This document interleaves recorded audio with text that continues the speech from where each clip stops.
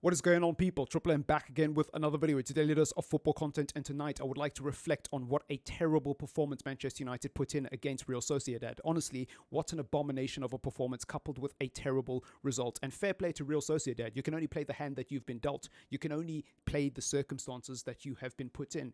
And even though they got a very advantageous and controversial decision in their favor, it's not their fault. So attacking Real Sociedad does nothing this evening, and attacking the referees does nothing because we were poor.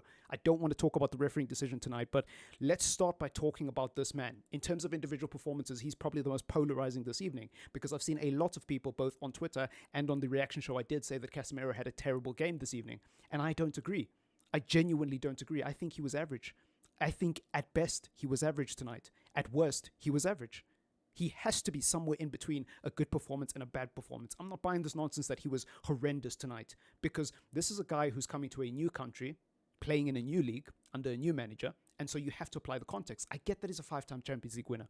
I get that there's levels to the game and that he should be bringing those levels. I get that he was coming to this team and he was coming to revolutionize this midfield, but you need to understand that Casemiro is not the type of profile of six that thrives in the Erik ten Hag system.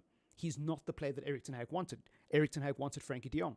So with that compromise, despite the fact that he is a quality CDM, probably one of the best in the world if we're being honest, there is still a level of context that needs to be applied. And I don't think he was that bad. In terms of what he actually did, he played 4 successful long balls out of a potential 7. 75% pass accuracy. Yes, he gave the ball away in some compromising areas, but is he not allowed to make mistakes? Is that what we're saying? Just because he won 5 Champions Leagues with Real Madrid, he's not allowed to make mistakes in his first game where he's starting 90 minutes. Especially when you look at the people around him. The fact that he's playing with Maguire and Lindelof in the back. The fact that he's got Fred in front of him. I think people need to be just a little bit patient when it comes to Casemiro. That's all I'm saying, right? That's all I'm saying. On a more positive note, let's talk about Christian Eriksen, right? Because a lot of people think Christian Eriksen was man of the match. SofaScore doesn't seem to think so, but I thought Christian Eriksen was the best player on the pitch. He was someone who genuinely was the reason that there was any bit of positivity tonight. He's someone that, even though he's still playing out of position, in my personal opinion, because he was playing as a deep-lying midfielder next to Casemiro, why Fred played in the number 10, I will never know. He still did a lot to influence the game, especially in that first half. If Cristiano Ronaldo was a little bit more sharp, I think he would have gotten on the end of a couple of chances that were created by Christian Eriksen. Genuinely speaking, I think I wrote it down in my notes. I think there was a moment in the 16th minute where Christian Eriksen played a beautifully lofted ball. Now, to be fair to Ronaldo, that was hard to get on the end of because, number one, it's coming from behind him. It was an early cross that was coming over his shoulder. Number two, it was a little bit high. Let's be honest. Let us be honest. But it was still a good chance nevertheless. The interplay between him and Anthony Elanga, the interplay between him and Cristiano Ronaldo this evening was the only reason there was a bit of positivity to take away from that game. Apart from him, there wasn't really much to write home about. I mean, the only other positive performance is Tyrone Malacia. He is the only other positive in this team, in my personal opinion, from tonight's game. He was bombing up and down that wing, dominating possession on the left-hand side. He was partially the reason that Anthony Elanga and the likes of Fred got into the game to begin with, because he was progressing the ball up that left-hand side so well to get it into those advanced positions for them. But he can't do it alone. Not to mention the fact that he's only a left-back at the end of the day. He can only impact the game so much. And I think even Tyrone Malacia started to, what's the word? He started to catch a lot of the negative performances around him, because as the game went on, his performance diminished. He almost caught the disease of the other players, which has just not been good enough for Manchester United. They've got not good enough for Manchester United syndrome. That's what I call it anyways. Well, that's what I'm going to start calling it from now, because I just made that up on the spot. Anthony Elanga, terrible. Fred, terrible. I mean, Fred was probably one of the worst players on the pitch today, genuinely speaking. I don't think there was anyone worse than Fred on that pitch. Fred cost us the game.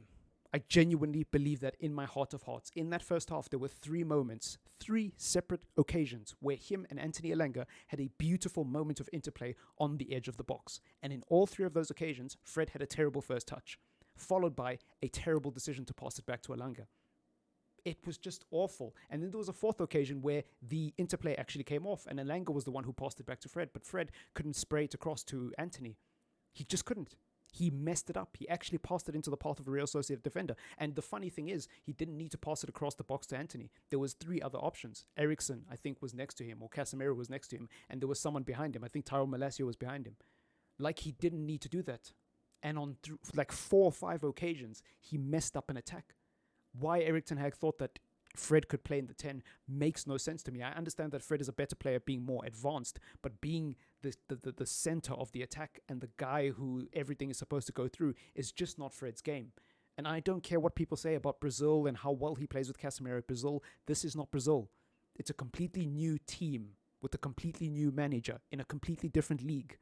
It is not the same as international football. It is not the same as playing in the Copa America or in international football in general, whether it's against European opposition or South American opposition. It's just not the same. It's just not the same. There's many variables and factors as to why Fred is a better player for Brazil. And it's not just the fact that he plays next to Casemiro. It can't be that simple. People need to stop being so lazy with their analysis of football, genuinely speaking. Cristiano Ronaldo, let's talk about him. Because a lot of people seem to think that he had a terrible game this evening. And I don't know what to make of him. I genuinely don't, because I thought he was okay. I thought Cristiano Ronaldo suffered from a lack of chances, like every other Manchester United striker. And this is what I've been trying to tell people for a very long time, is that with or without Cristiano Ronaldo this season, we are screwed. Because if we do not change the way we play as a team and we do not produce the type of chances that will make a number 9 like him thrive, it's redundant. We could replace Cristiano Ronaldo with Robert Lewandowski and we would still be a terrible team. Why? Because we don't create chances for a Robert Lewandowski type of striker. Somebody who likes to occupy the half spaces and hang around in the box, in the center of the 6-yard box. We don't create those types of chances. We don't put in crosses. I mean, Antony, by comparison, by the way, let me just show you guys. Antony put in no crosses today. At all. He put in no crosses, no successful crosses today. At all. At all. You can even look at someone like Anthony Elanga. Look at the crosses. 0.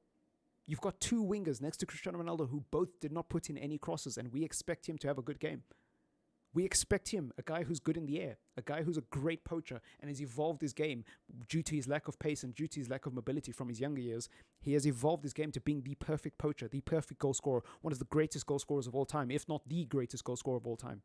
And yet we expect him to score and produce magic out of nothing when the 2 wingers next to him can't put in a successful cross. On top of that, you've got Diego Dalot, who didn't play well this evening. And Taro Malacia, for all the praise I've given him, he didn't put in that many crosses either. So you got 2 fullbacks and 2 wingers not putting in crosses for the number 9, and you expect him to have a good game. Like, how are you intelligent enough to operate a smartphone if you think that Ronaldo had a bad game because it was 100% his fault this evening? How are you not looking at the bigger picture? How are you not looking at the way the team is playing and saying to yourself, maybe the issue isn't the number 9.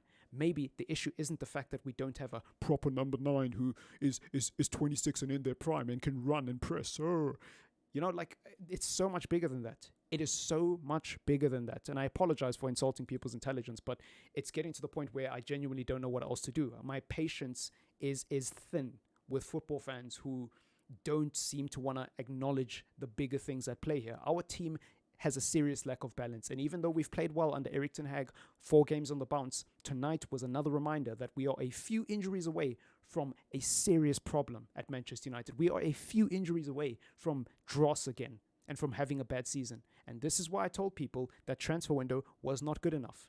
Anthony's a great player, but dropping 80 million on him might not be wise in the long term unless we reinvest in other areas of the team. You know, am I making sense to anyone? This is why I always talk about price tags. This is why I always talk about money spent. This is why people say, why do you care about the money? It's not your money. Why do you care about what the Glazers are spending? Because it has long-term impacts on the team. If you're not wise with your transfer budget and you don't spread it out across the team and try to reinforce in areas that actually matter, you're going to end up with problems. When your first team players or your marquee signings get injured, you're going to have issues. And we saw that tonight.